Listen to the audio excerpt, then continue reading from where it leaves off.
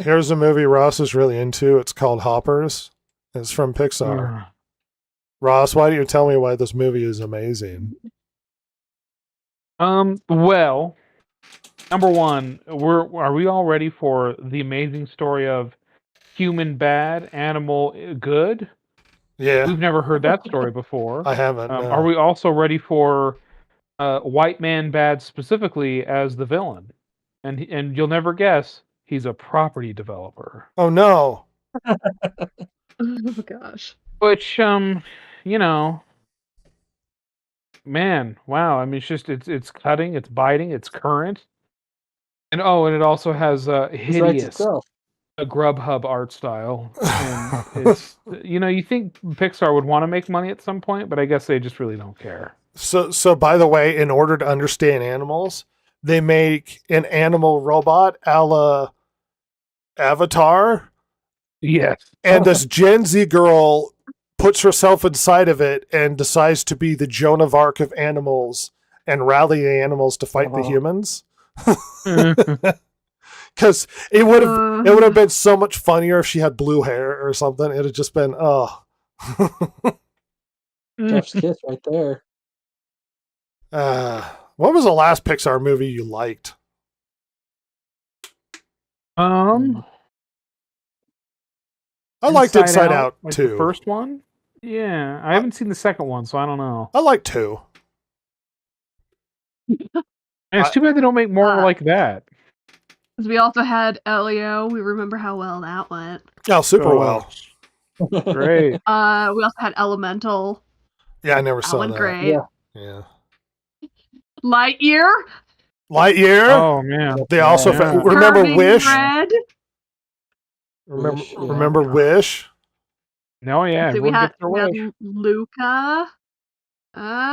No, I've never heard of this film. Never heard of Luca? I started telling my mom we were watching like a Disney parade or whatever, and she didn't notice a bunch of the characters, and I'm like, I think those are Disney Pixar movies you've never heard of, and so I started to name them, and she's like, I've never heard of this movie. Oh.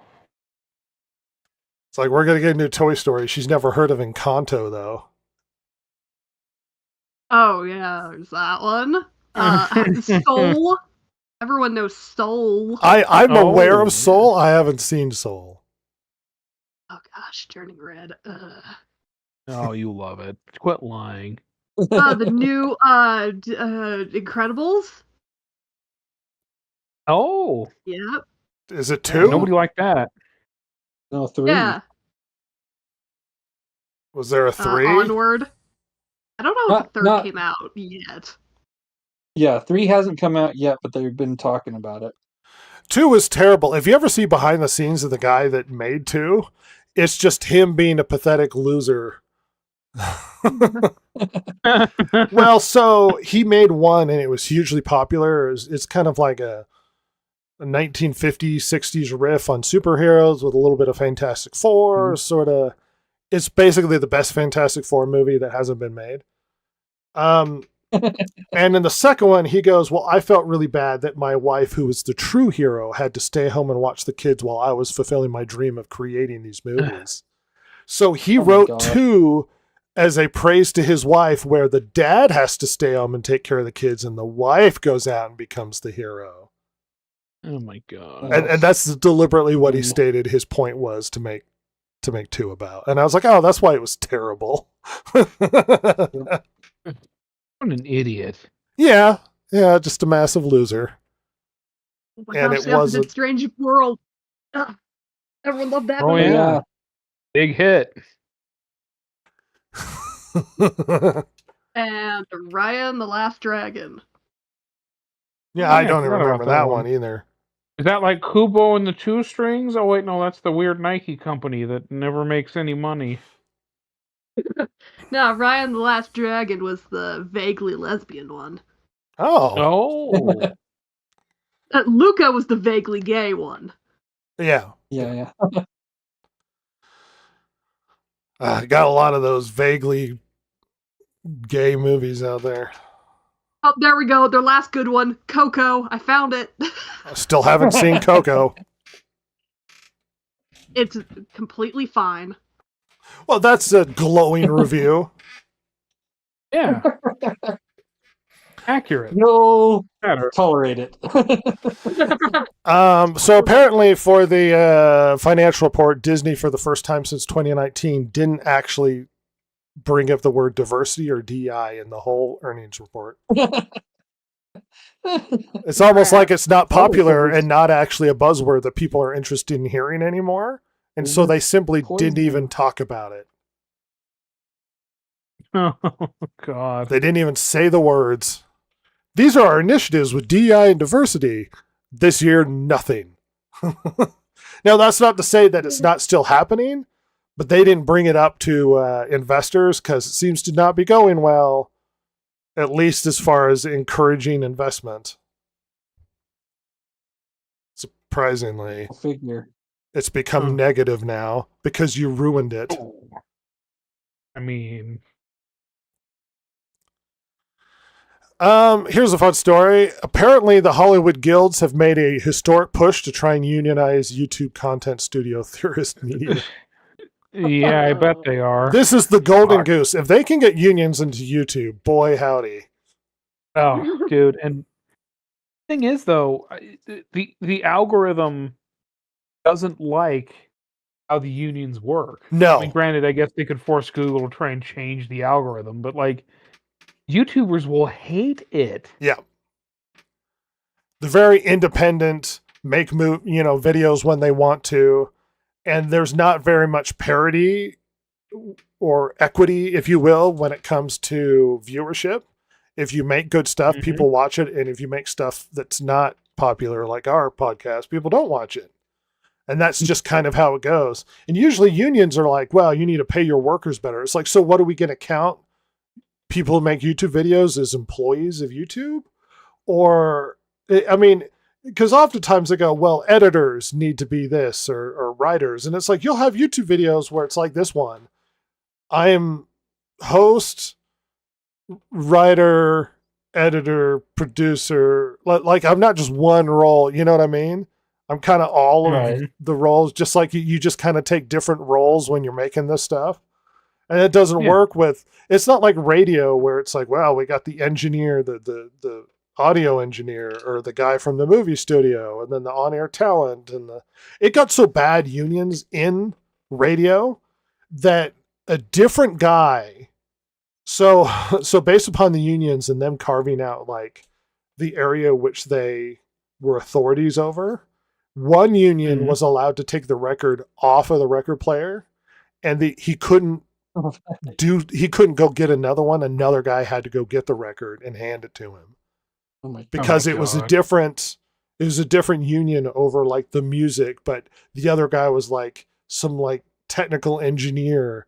So the music guy couldn't take his spot and put the record on it. But he also couldn't handle like the music. He had to like be handed. It was this whole stupid thing. But that's how bad radio got. And then radio died because it transitioned into like things like podcasts and stuff and television. And podcasts you can't unionize very well because it's really just a couple of guys and there's too many people. Like it doesn't work. And they tried. They tried to rope all of these people under all these big, not just unions, but a lot of these, I guess, marketing media groups so that they handled your advertising and all this stuff. And Joe Rogan famously said that he had people like that show up, offer him lots of money, and then handle his marketing. And he was like, no, I'll get more money if I don't do that. Yeah, very famously, there was a whole group of podcasters that got caught up. I think it was called Cast Media. Yeah. Jim Cornette, I think Theo Vaughn was one of them, right? The Jewish lady that had her own comedy thing. Anyway, tons of people, and it was a huge scam. Like whenever they try to do these sorts of things, it doesn't work well. And it doesn't translate well to YouTube. It just does. As much as they see this as the golden goose to get their grubby hands into it, it's not gonna happen. Kill it. Yeah. it won't work out. People won't join it. YouTube's very much on your own, like almost pure meritocracy, where it's like if you make something people want to see, then you can see it. Now, it's not pure in the sense of the algorithm will push certain things based upon what they want to push. But still. Yeah, I mean, it's not like YouTubers are being held in contracts as children and being forced to eat only like chicken broth and smoke cigarettes like the 30s movie system. So I've been doing that for nothing? Yeah. Yes. I'm afraid so. And it's not like they're carpenters who are being forced to build like completely unsafe structures unsafely. This isn't that kind of sitch. Can we do a YouTube version of the mobsters showing up at the grocery store and asking for like protection money? Oh, isn't that what like what were they called? Like Machinima was one of those where like they'd handle your account and the problems. Yeah, they'd buy up all of these different groups, and then it hamstrung that stuff. Yeah, like they would talk to YouTube for you through your for your account. Yeah, I guess they were kind of like that. They were kind of racketeering that way. Two best friends were Allegedly. pulled underneath that umbrella. Oh yeah. Yeah. The former Funhouse guys, which doesn't exist anymore as a channel anyway.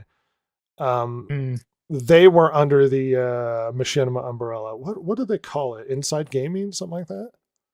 Yeah. Yeah, that's all been a racket, everybody. You're better off. Yay. Famous thing I heard from a metal rock star, who's super huge and doesn't remotely get the numbers that other big stars do.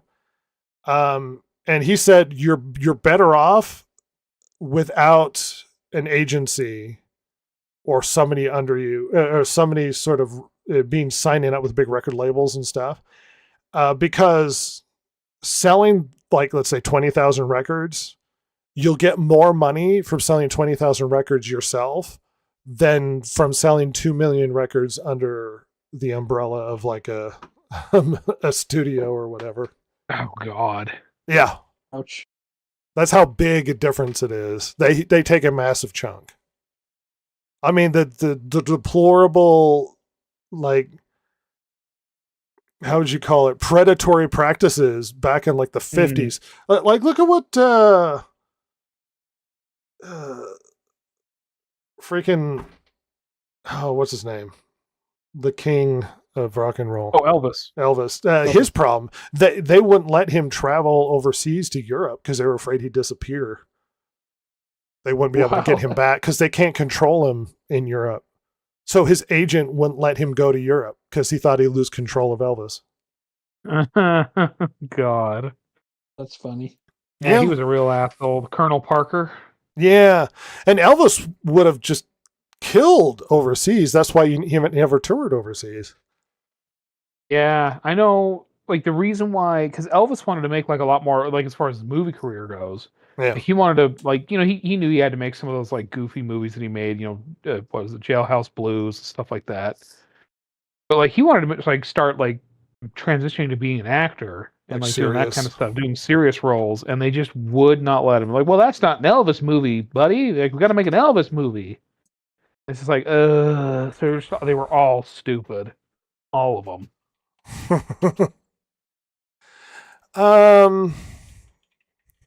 Was it George Reeves who had that miserable experience being Superman? I believe so. Yeah, he had a problem, George Reeves. He was hugely popular, insanely. Kids knew him everywhere. But the problem is he couldn't get out from under the Superman moniker, and no one would cast him in anything because he was Superman. And he got a role in one movie as the side guy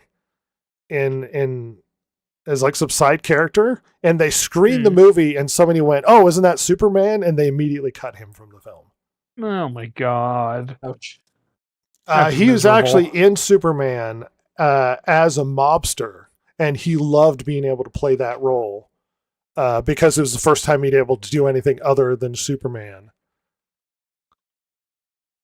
But yeah, he had a miserable time of it. He also self-deleted because of how miserable his time was. No. Oh gosh. Old Superman. It's a sad story. He famously had Very that sad. story of that kid that brought a gun to some little event, Oh, yeah. and he had to convince him to put it down because it might hurt somebody else. Because if it bounced off of him and it hit somebody else, because the Mhm. kid was going to shoot him. It's just gonna bounce off. Yeah, essentially. God. Poor old George. Yeah.